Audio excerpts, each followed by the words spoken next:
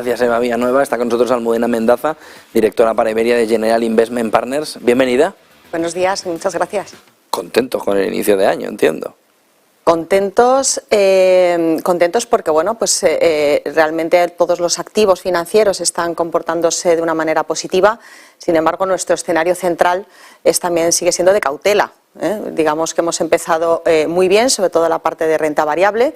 Renta fija ya veníamos con una un buen comportamiento, sobre todo pues desde el último trimestre del 2022, pero pensamos que nuestro escenario central, por lo menos en Generali, no ha cambiado sobre que va a seguir habiendo volatilidad y sobre todo pues muy pendientes de resultados empresariales, que son los que pueden marcar pues un cambio de tendencia, sobre todo en el mercado de renta variable. Porque el dato de inflación ayer nos cambia un poco la fotografía, demuestra mucha más dureza.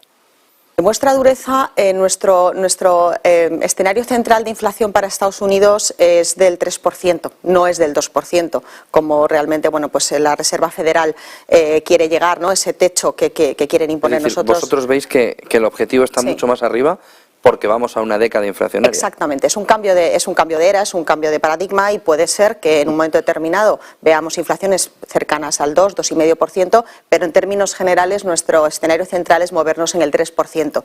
Y con eso los bancos centrales, sobre todo la Reserva Federal, que es la que ahora ha iniciado esa subida tan abrupta de tipos de interés, tendrá que ver sobre todo ese componente de inflación, que no olvidemos, y yo creo que lo mencionabais antes, lo que es la inflación core, esa inflación un poco subyacente, sigue siendo un problema, más allá del tema puramente energético, que estamos viendo que se ha aflojado. En Estados Unidos nunca ha sido un problema importante, y en Europa estamos con los precios de gas pues muy bajos, ¿no? Por lo cual tenemos que prestar atención a qué está pasando en la inflación subyacente para ver un poco esas expectativas, y nos movemos entre el 2,5 y el 3 en Estados Unidos y un poquito más arriba seguramente en Europa. Pero es un cambio de década, es un cambio de ciclo, no sabemos si más corto o más largo que anteriormente, pero sí que pensamos que estamos en una nueva era. Es un debate muy amplio. En Estados Unidos se lleva haciendo durante meses, estos últimos meses, y la Fed debe cambiar además ese objetivo al 3%. Pérdida de credibilidad, es lo que dicen por un lado, pero tampoco es que la Fed ahora mismo tenga una credibilidad como para preocuparse mucho de ello. ¿Debería hacerlo la Fed? Es cierto que los bancos centrales han marcado tanto los impulsos económicos en los últimos años, que también yo creo que es muy fácil decir que pierden credibilidad, ¿no? Han cometido errores en el pasado, claramente, con un impulso de masa monetaria muy importante, con subidas de tipos a veces pues antes de lo que el mercado hubiese necesitado, y este año yo creo que en estos últimos 2 años han querido ser un poquito más cautelosos hasta empezar esa subida de tipos tan abrupta. Nosotros pensamos que la Reserva Federal tiene dos ejes en los que fijarse, que es el tema del desempleo en Estados Unidos, que todavía sigue mostrando cifras pues fuertes, salvo las Big Tech, que han estado despidiendo pues masivamente en estas últimas semanas. Realmente el mercado laboral en Estados Unidos sigue más o menos fuerte, y luego el consumo, que sí que es un componente muy importante del Producto Interior Bruto norteamericano, es muy importante y puede empezar a dar señales de desaceleración. Esos dos ejes van a suponer que tengan que a lo mejor no empezar a retirar, a bajar tipos de interés, que era nuestra expectativa, hacia finales de año. Nosotros estábamos más hacia finales, más que hacia otoño, que era el consenso del mercado, y posiblemente a lo mejor veamos que se retrasa incluso un poco más hacia 2024. Sí, efectivamente, tiene que ajustar esa inflación al 3%. Posiblemente veamos digamos un retraso en esa toma de decisiones para bajar tipos de interés. ¿La culpa de esa nueva década es el impulso monetario que hemos vivido en la década anterior, junto con la conjunción de la pirámide poblacional, más jubilaciones, más puestos de trabajo abiertos sin cualificación? ¿Eso nos lleva a que el entorno inflacionario, por narices, se tiene que ir hacia arriba porque no tienes puestos sin pagar más? Es decir, ¿no hay manera por culpa de la pirámide poblacional? El envejecimiento poblacional en países desarrollados es una realidad, para nosotros, por ejemplo, incluso es una temática de inversión, llevándolo un poco al espectro de la pura inversión, pero es una realidad lo único que no pensamos que es algo que se haya producido de manera tan abrupta, es algo que llevamos sabiendo muchos años.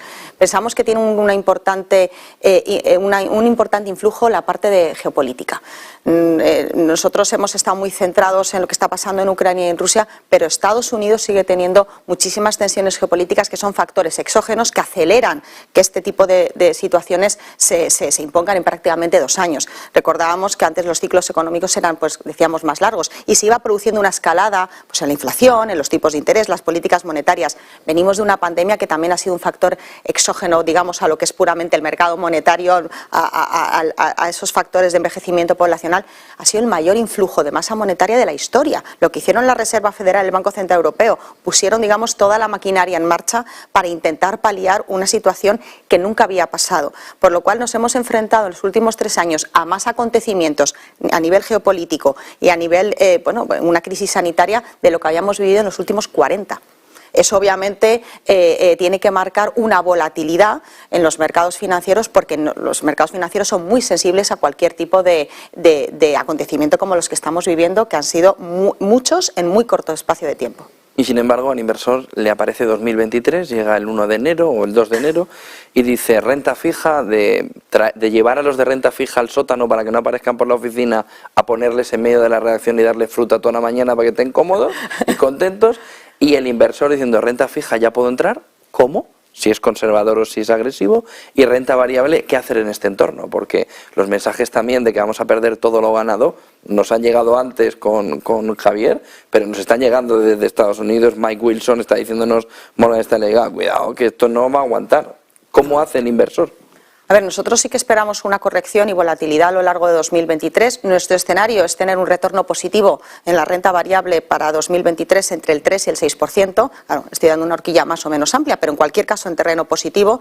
Pero pensemos que ya lo que llevamos de año ya hubiese corrido, por lo cual tenemos que pensar que sí que vamos a ver corrección. Y corrección porque las compañías han venido viviendo un poco todavía del 2022 en cuanto a pedidos, inventarios, necesidades de financiación, pero esperamos que muchas de ellas arrojen resultados negativos hacia el final del primer trimestre, incluso el segundo trimestre del 2023. Es imposible, de alguna manera, que sigan manteniendo los buenos resultados empresariales que han venido soportando este comienzo de año en la renta variable, ¿no? Por lo cual, nosotros estamos cautos, no neutrales, digamos, en renta variable y principalmente nos vamos a fijar también en calidad.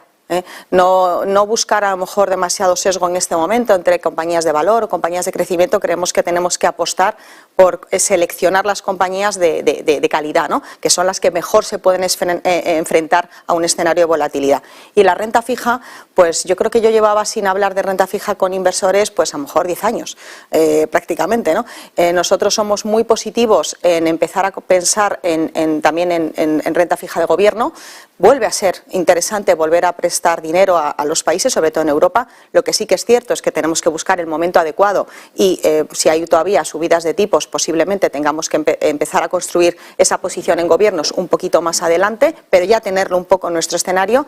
Y en la renta fija privada lo que está pasando es que cualquier compañía de calidad de inversión en Europa y en Estados Unidos, pero sobre todo en Europa, está pagando pues una rentabilidad que también hacía muchos años, casi una década, que no veíamos, simplemente por cupón.